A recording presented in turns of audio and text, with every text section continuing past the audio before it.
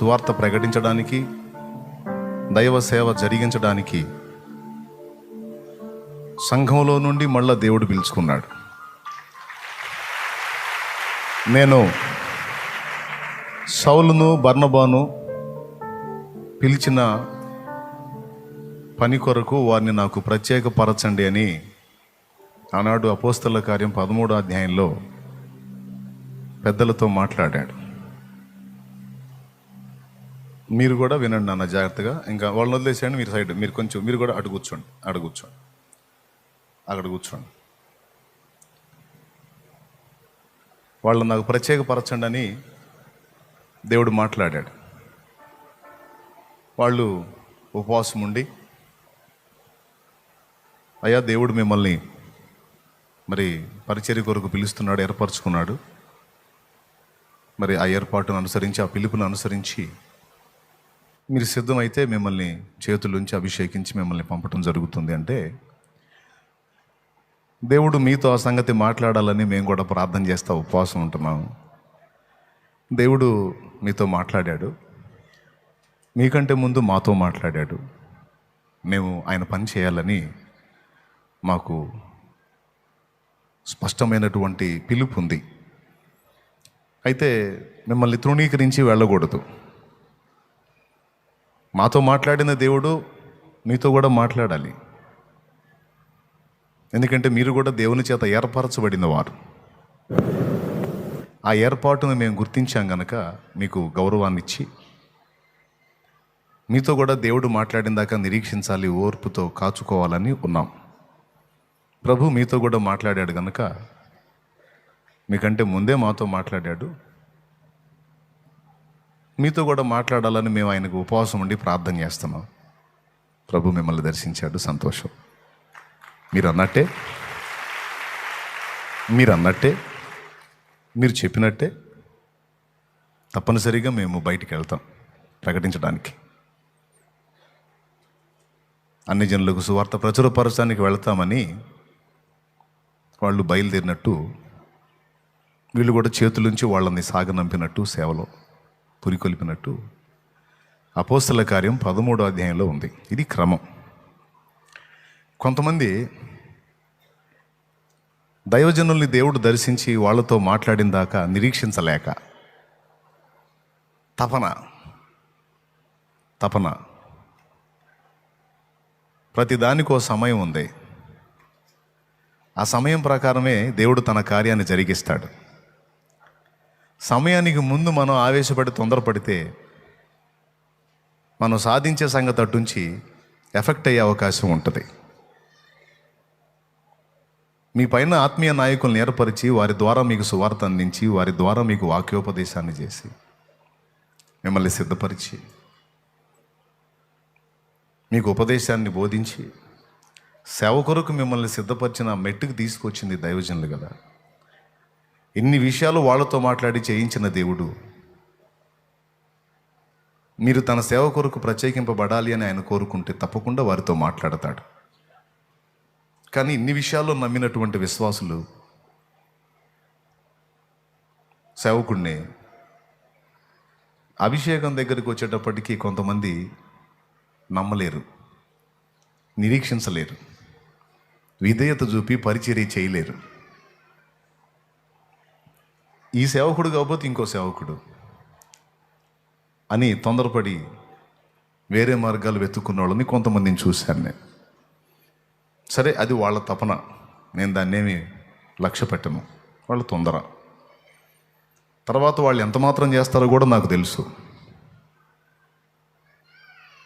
వాళ్ళని నేనేం తప్పు పట్టను. కానీ పద్ధతి అయితే ఇది. అపోస్తలులు ఏం చేశారంటే, పౌలు బర్నబా, దేవా మమ్మల్ని నీ పనికి నువ్వు పిలుస్తున్నావు, మాతో మాట్లాడుతున్నావు, మరి నువ్వు పెద్దలుగా ఏర్పరిచిన వాళ్ళు ఉన్నారు కదా, వాళ్ళతో కూడా మాట్లాడయ్యా, వాళ్ళని కూడా దర్శించు. ఇన్ని విషయాల్లో మాకు మార్గదర్శకులుగా వాళ్ళు ఉన్నారు, నీ ఆత్మ నడిపింపులోనే వాళ్ళు ఉన్నారు. ఈ సంగతి కూడా వాళ్ళతో మాట్లాడితే వాళ్ళు ఏదో ఇబ్బంది పడినట్టు కాకుండా వాళ్ళు సంతోషంగా మమ్మల్ని సాగనంపునట్లు వారితో కూడా మాట్లాడయ్యా అని వీళ్ళు తిండి మానుకొని ఫాస్టింగ్ ఉన్నారు. ఉపవాసం ఉండి మరి నీ దాసులను దర్శించు ప్రభువా అని వారు ప్రార్థన చేస్తున్నప్పుడు దేవుడు దర్శించడా? ఉన్నాడు కదా, ఆయన సేవ కోసమే కదా. ఖచ్చితంగా వాళ్ళని దర్శించాడు, వాళ్ళు మాట్లాడాడు, వాళ్ళ పని చేశారు. నీకు దర్శనం ఉండొచ్చు, పిలుపు ఉండొచ్చు, మంచిది. కానీ దాన్ని నెరవేర్చడానికి కావాల్సిన సిద్ధపాటుకో సమయం ఉంది. ఉదాహరణకి తల్లి గర్భంలో పిండం పడినది మొదలుకొని 6 నెలల్లోనే ఆ బిడ్డను బయటికి తీసామనుకో, ఆ బిడ్డ బతుకుతుందా చస్తుందా? పెద్దగా చెప్పండి. బతుకుతుందా చస్తుందా? కనీసం 7 నెలలు నిండాలి.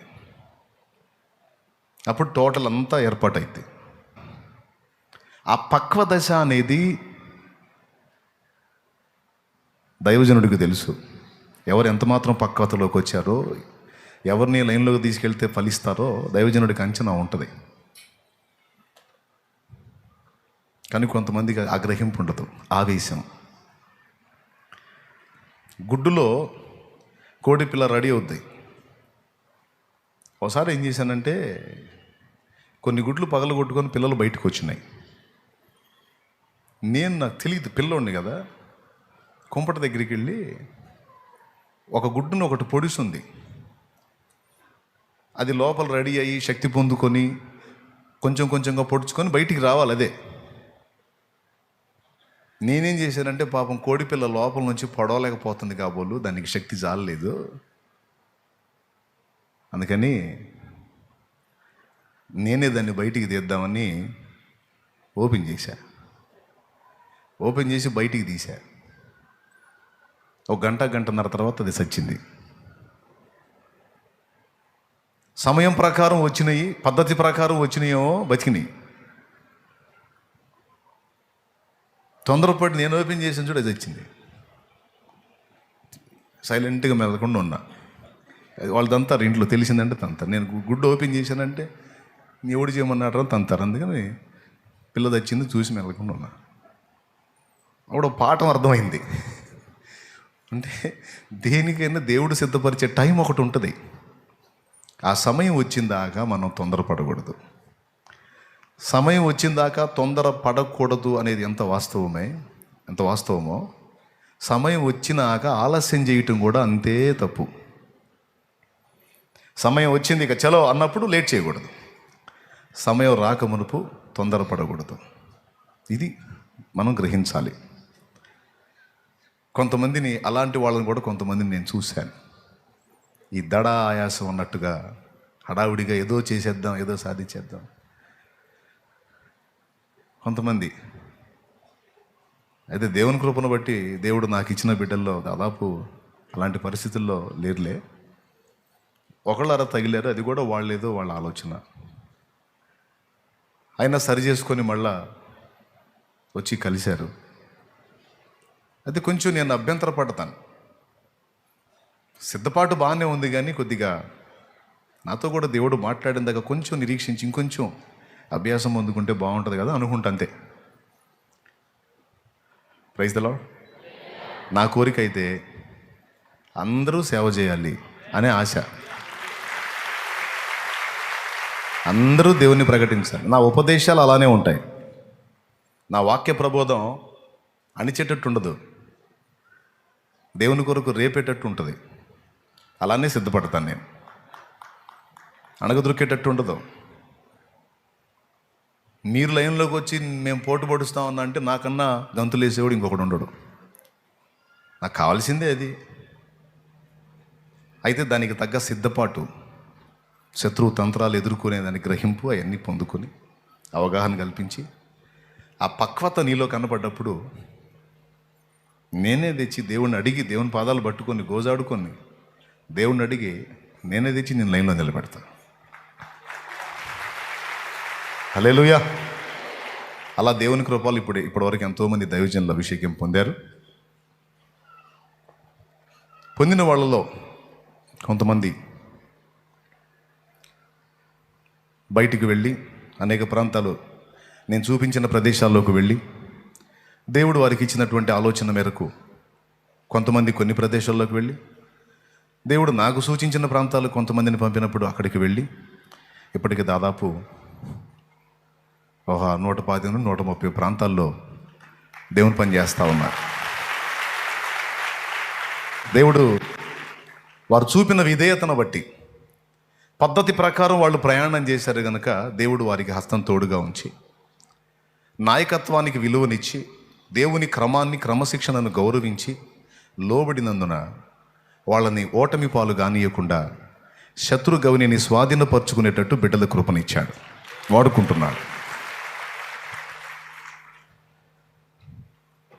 వాడుకుంటాడు. మరి నువ్వు అందరిని చాలామందిని అభిషేకించావు, కొంతమంది సంఘాలు కట్టలేదు కదా, కొంతమంది ఇక్కడే ఉంటున్నారు కదా అని మీరు అనొచ్చు. నేను చేతులుంచిన ప్రతి ఒక్కరికి ఒక్కటే పిలుపు ఉంటుందని అనుకోవద్దు. అపోస్తల కార్యం 6వ అధ్యాయం చూస్తే భోజనం వడ్డించేటువంటి దగ్గర పరిచర్య చేసేదానికి కూడా వాళ్ళు చేతులుంచి అభిషేకం చేశారు. భోజన బల్ల దగ్గర ఆహారం వడ్డించే పనికి కూడా వాళ్ళు చేతులుంచి వాళ్ళని సిద్ధపరిచి లైన్లో పెట్టారు. నేను ఇప్పుడు ఇక్కడ కూర్చున్న వాళ్ళు కానీ ఇంతకుముందు చేతులుంచిన వాళ్ళు కానీ అందరి మీద దేవుడు నేను దేవుని ముందు కూర్చుంటాను, దైవజనుల్ని కూర్చోబెడతాను, అందరం కలిసి సాక్ష్యం నిలుపుకొని సిద్ధపాటు కలిగి క్రమంగా ఉన్న వాళ్ళందరినీ వాళ్ళ పేర్లని దేవుని ముందు ఉంచి ప్రార్థనలో సిద్ధపడి ప్రార్థన పూర్వకంగా దేవుడు సూచించిన వాళ్ళని లైన్లో తీసుకొచ్చి వాళ్ళని దేవుని సేవకు పంపడం జరుగుతుంది. వారి మీద చేతులు ఉంచడం, వారిని దేవునికి ప్రతిష్ఠ చేయటం జరుగుతుంది. ఈ కార్యక్రమంలో కొంతమంది కాపర్లుగా వెళ్ళి సంఘాలు కట్టి నిలబడతారు. కొంతమంది వేళల్లోనే సువార్థికులు అవుతారు. అంటే వీళ్ళు సంఘాలు కట్టరు, తిరిగి దేవుని ప్రకటిస్తూ ఉంటారు. పరిచర్యల్లో సువార్థికుని పరిచర్య ఒకటి. సువార్థికుని పిలుపుంటేనేమో సంఘాలు కట్టే క్రమం ఉండదు. ఆ ఊరు ప్రకటించుకుంటూ వెళ్తూ ఉంటారు. సువార్త పిలుపున్న వ్యక్తి, సువార్థికుడు అనే పిలుపున్న వ్యక్తి ప్రకటించడంలో నిమగ్నమై ఉంటాడు. అందుకు కావలసిన సామర్థ్యము, ఆ స్టెబిలిటీ ఆ వ్యక్తికి ఇవ్వబడింది. కాపరిగా దేవుడు ఒకరిని ఏర్పరచుకుంటే ఇప్పుడు ఇళ్లలోనే కొంతమందిని సువార్థికులుగా వాడుకోవచ్చు, కొంతమందిని కాపర్లుగా వాడుకోవచ్చు, మరికొంతమందిని ప్రతిష్ఠింపబడిన వారిలో మరికొంతమందిని నేను ఆల్రెడీ ఒక పెద్ద పని ఇక్కడ జరుగుతుంది చేస్తున్నాను కనుక నాకు సహకారులుగా కూడా కొంతమందిని దేవుడు ఏర్పాటు చేయవచ్చు. ఒక ఆదివారం ప్రభు బల్ల సిద్ధపరచాలంటే నేను ఒక్కడనైతే చాలా కష్టం. చాలామంది దైవజనులు ఇక్కడ ఉండి ప్రభు బల్లను సిద్ధపరుస్తారు, నీకు అందుబాటులోకి తెస్తారు. మీ బాగోగులు, సమస్యలు, మీ ఫోన్లు ఏమన్నా వచ్చి అన్నా ఇబ్బంది అంటే దన్మని వాళ్ళు మీకు అందుబాటులోకి వచ్చేస్తారు. నాకు సహకారులు, ఉపకాపరులు నాతో పాటు కలిసి ఈ మొత్తాన్ని నడిపించడానికి దేవుడు వాడుకుంటున్న పాత్రలు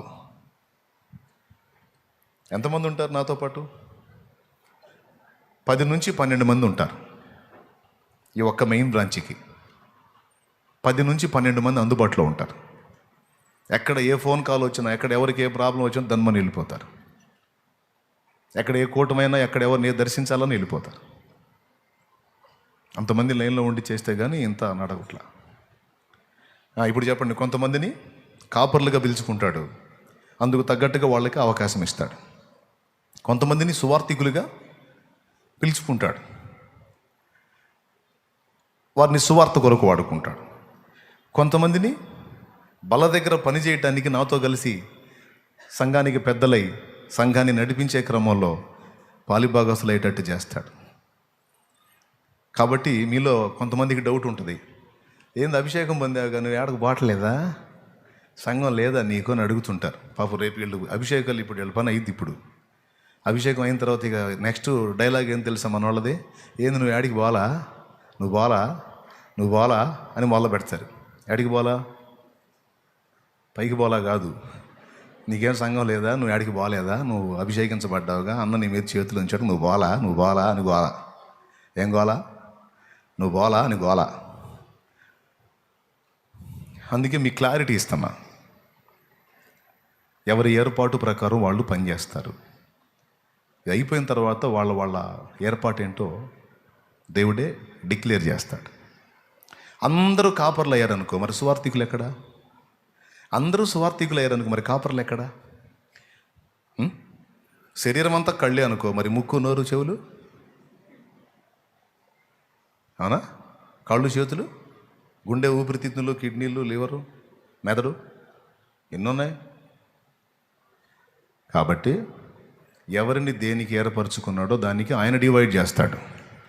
బాబు, ఇదిగో నువ్వు కన్ను, ఇదిగో నువ్వు చెవి, ఇదిగో నువ్వు ముక్కు, ఇదిగో నువ్వు నోరు, అట్లాగా దేవుడు డిక్లేర్ చేసుకుంటాడు ఆ ఏర్పాటుని. ఒకటైతే నిజం, ఏదైనా ఇంతమందిలో కొంతమందిని దేవుడు తన పని కొరకు ప్రత్యేకించుకోవటం అనేది ఒక ధన్యకరమైన అనుభవం.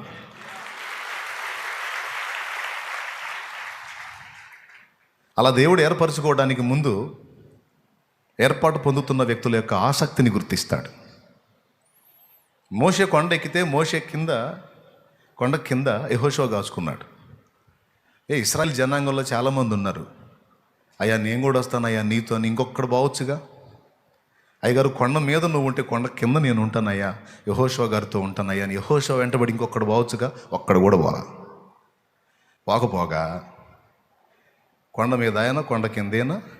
వాళ్ళేమో పాళ్యంలో డ్యాన్స్ పార్టీ పెట్టుకున్నారు, మందు పార్టీ, డ్యాన్స్ పార్టీ, బొమ్మల పార్టీ పెట్టుకున్నారు. పెట్టుకుని ఆడ ఎగురుతున్నారు. ఒక్కడికి లేదు ఆసక్తి. ఎవరికి ఆసక్తి ఉందో వానిని తన ఆత్మతో, జ్ఞానాత్మతో నింపి తర్వాత నాయకత్వంలోకి వాడిని తీసుకొచ్చి వాడుకున్నాడు దేవుడు.